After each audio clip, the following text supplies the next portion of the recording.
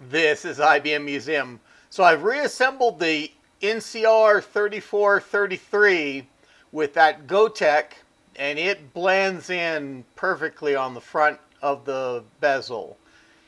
And I've attached a SCSI external CD-ROM, and this is a unit I've used with my MUL 30 before, but just used a different cable to connect up this external CD-ROM to the 3433, and in Windows 95 it went straight away to recognizing the drive.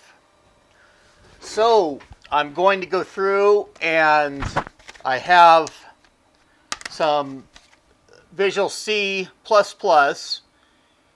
and this is version 4. I do have the 1.52 and 1.50 that were earlier versions that were focused a little bit more on Windows 3.1 and DOS.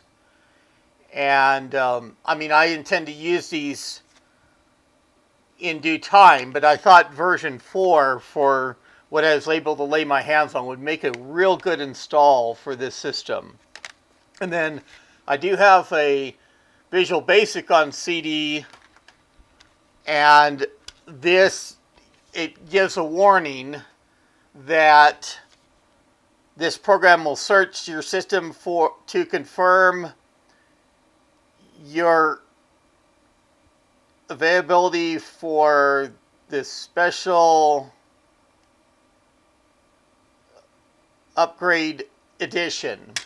And I think I'm able to do that with the Visual Basic 2 that I have on diskette, although I'll have to have a process to copy that over to the images for the two diskettes over to that USB drive, and then install them on the system.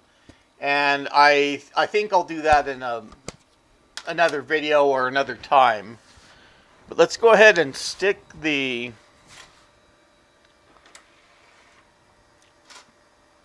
Visual C++ in there. And we'll see one of the other things, most likely, that Windows 95 introduces, that auto run. So it identified the CD in there and went straight away to the different things here. Now, there's, of course, to install the Visual C++, what's so cool about it, and the ability to explore the CD. There's the MFC, or Microsoft Foundation class migration kit, the software development kit for DAO. I'm not real sure on that one. Now, the Win32s, I ran Win32s at one time on a Windows 95 system I had, my primary system. And what that was supposed to do was it was just a layer that you could translate to the 32-bit code.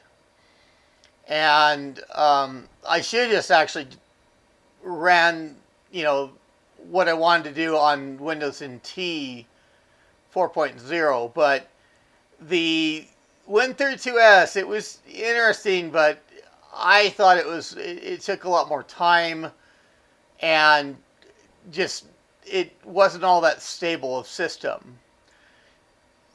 And then there's the install shield that that I'm aware of, that you can go through and package other software that you've written up into a installer.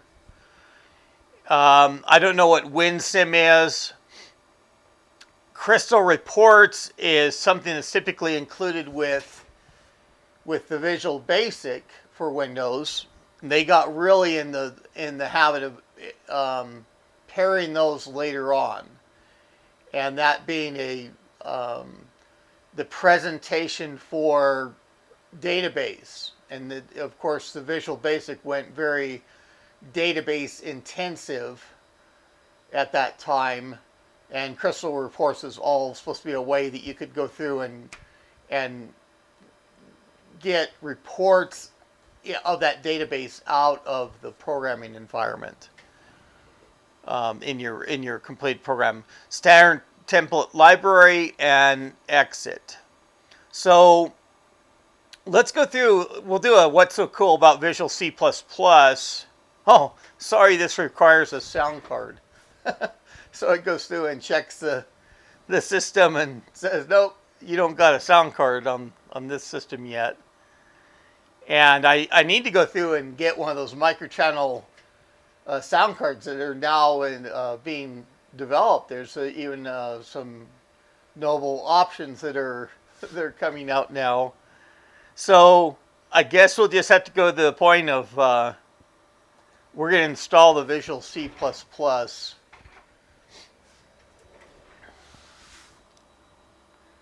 Okay. And even this looks kind of granular for that image. Maybe that's the intention. And I'll have to put my key in at some point. All that text, I'm sure I could scroll slowly through that and have everybody read that for being aware of what it is. Oh, and there's even changes language there too. Okay, and there's the Microsoft address. And I'll say yes. Okay, so username. We'll just do David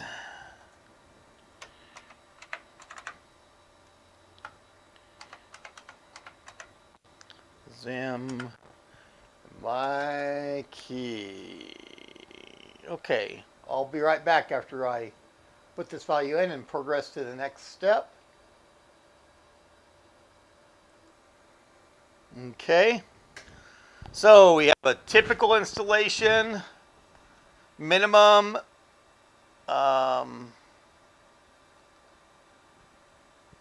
CD-ROM, and custom. And so let's go through. I want to actually do a custom.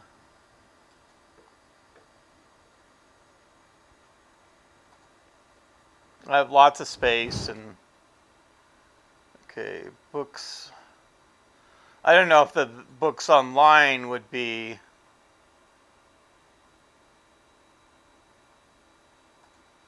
oh sure, we can do books online. I think that was the only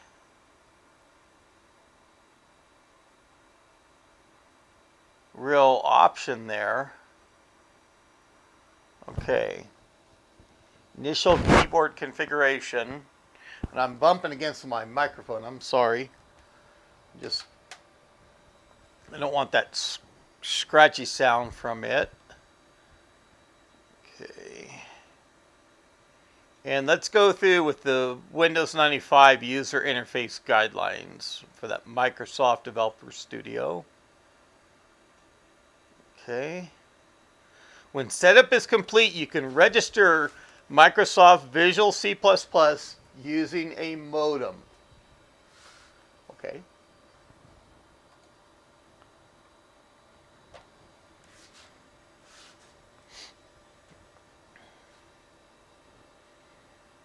And so we're definitely talking, pre-internet here.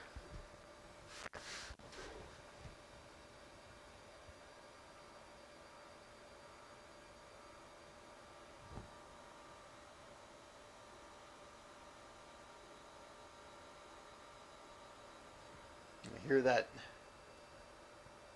disk spinning up.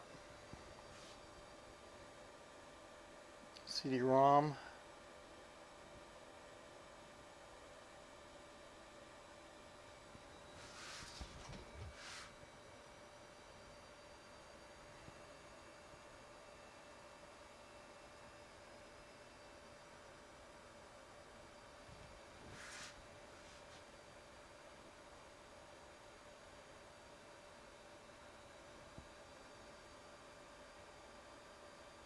And moving along rather quickly.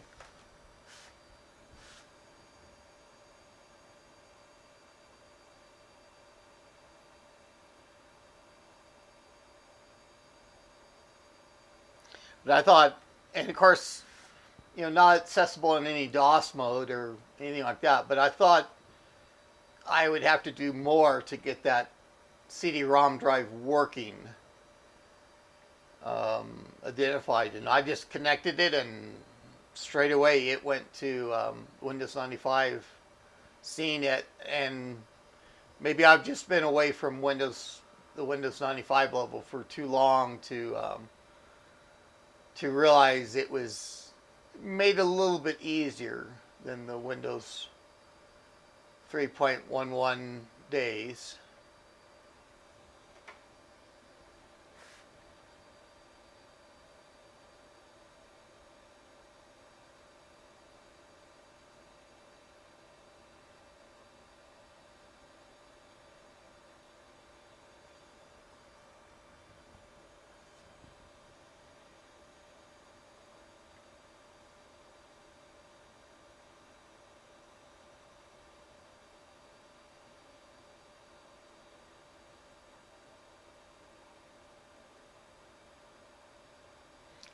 And almost 2/3 of the way done. Coming up on 12 minutes of recording time.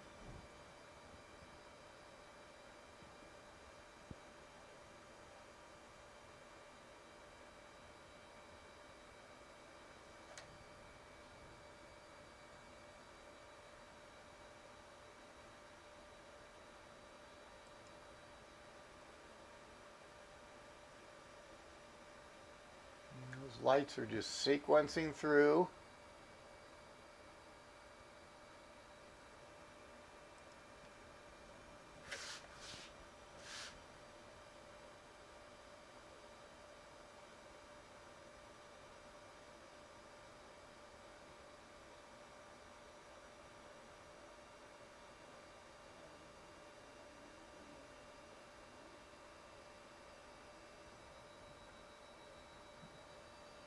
Okay.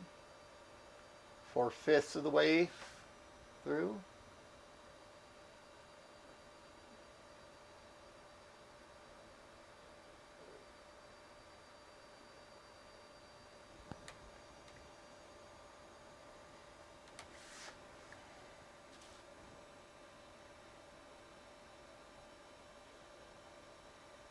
So it looks like Visual C++ version 4 was just right at the Windows 95 level. I don't think that those images that they've drafted up there, I don't think that those are static. They don't change with the operating system that you are installing on. So this is before the Windows 98 time frame. So this is probably appropriate level for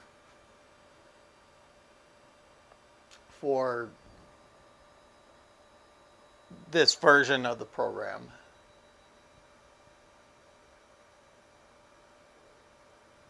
Okay, other Microsoft products. Microsoft Fortran Power Station. I saw Visual Basic in there as well.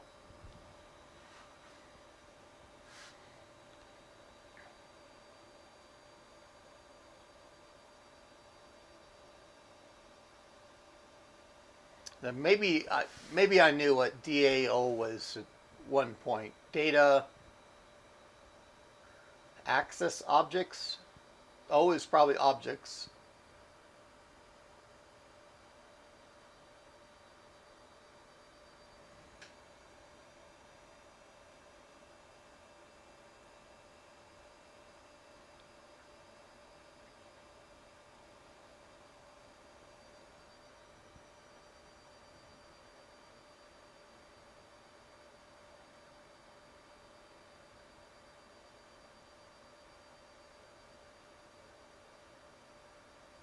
Visual Test, I've heard of that. Visual Source Safe. Visual C++ Cross Development Edition for Macintosh. Okay. And it's got a little SPY++.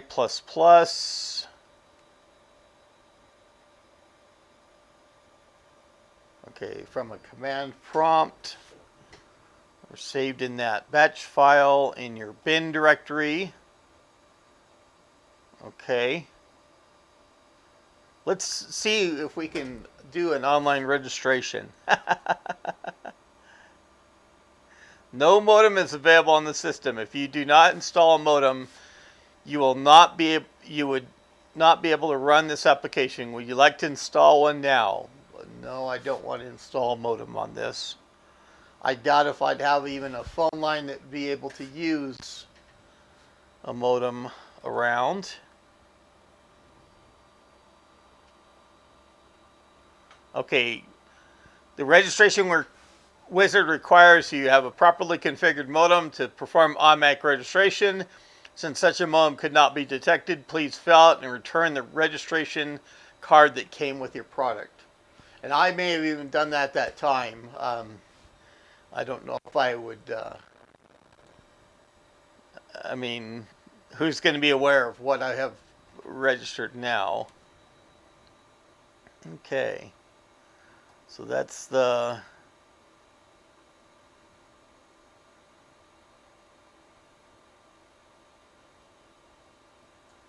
Okay, and let's look at the release notes. In WordPad,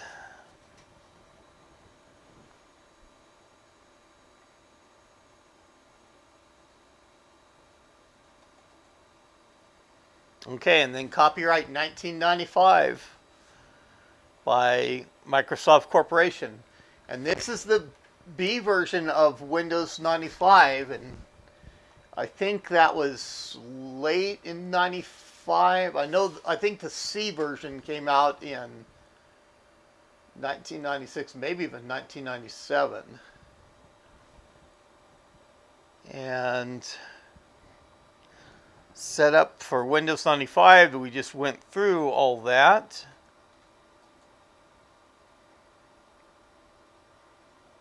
Okay.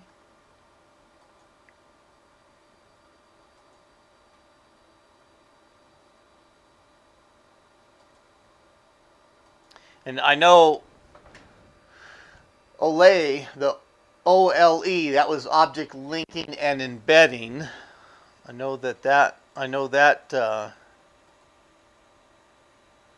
using Visual C++ with Windows 95.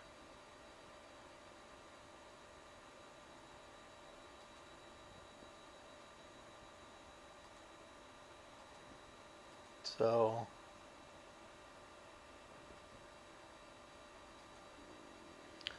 installing and uninstalling on a dual boot machine. Okay. And I do have Windows NT 4.0 around on some systems. Okay. I think that's enough of looking at the release notes.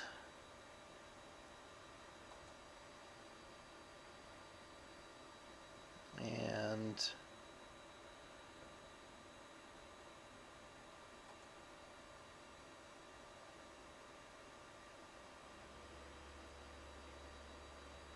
okay. Visual C. Maybe the ability maybe to play AVIs. Wow. And video has probably come a long way since on computers. From those AVI levels.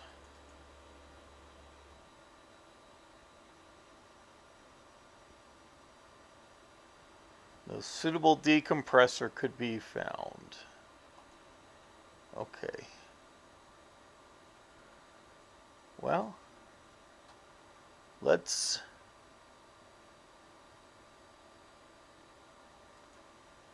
exit back to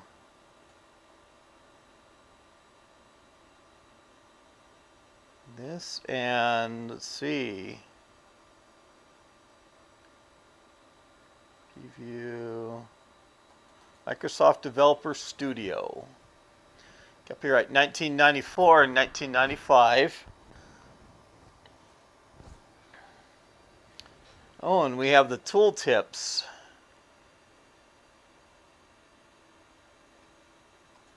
We can leave it on for now.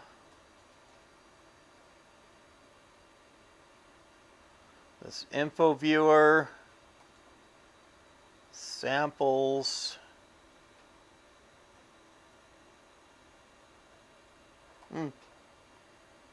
I'm sure that there's a hello world or something there. Workspace.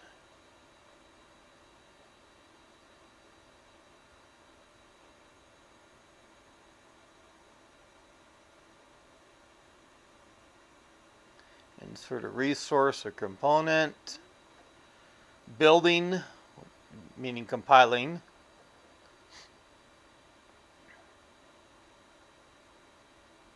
Okay.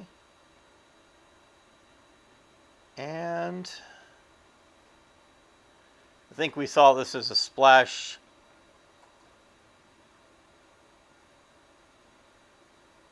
screen anyway, but so that's Visual C++ version 4. To see going through and to start using that, doing a little bit of development in this environment on this Windows 95 system, my NCR 3433. So, if you like this video, go ahead and click on that like button and subscribe to my channel. I will go through and install the Visual Basic on there as well.